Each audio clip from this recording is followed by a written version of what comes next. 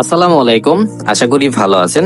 আমরা অনেকেই একটা ভুল জিনিস করি। এই ভুলটা হইলো, আমরা ধরেন এখন একটা জব করতেছি যেখানে আমাদের স্যালারি 10 থেকে 12 হাজার টাকা। আমরা থিঙ্ক করি যে আমরা ট্রেডিং শিখার পরে আমাদের ওই জবটা ছেড়ে দিব, দেন আমরা ফুল টাইম ট্রেডিং এর প্রতি সময় দিব এন্ড ট্রেডিং থেকে ভালো কিছু করব। এটা হইলো আপনাদের লাইফের সব থেকে একটা বাজে ডিসিশন এন্ড সব থেকে একটা চরম ভুল যেটা বলেন ওইটা। দেখেন, ট্রেডিংটার আপনি এখন প্রফেশনাল হিসাবে নিবেন না, ট্রেডিংটার এখন পার্ট টাইম জব হিসাবে নিবেন।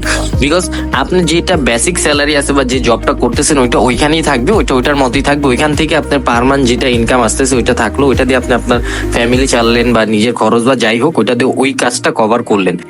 যখন আপনার কাছে আস্তে আস্তে আস্তে গ্রো করবেন এন্ড একটা সময় যখন আপনার বাইন্যান্সে 10-20 হাজার ডলার থাকবে, তখন আপনি এটার প্রফেশন হিসেবে নেন, তখন আপনার আর কোনো ভয় কাজ করবে না। আপনি এখন যদি $20 লস করেন, তাহলে আপনার মনের মধ্যে ভয় কাজ করে যে আমি আজকে এই মাসে কিভাবে খরচ চালাবো, আমি এটা কিভাবে করব, ওইটা কিভাবে করব। এই ভয়টার জন্য আপনি দিন শেষে লুজার হয়ে বের হন। আপনাদের সবসময় রিয়েল নলেজ এন্ড রিয়েল ওয়েটা দেখানোর ট্রাই করুন। সো এই তো, ভালো থাকবেন, গুড বাই।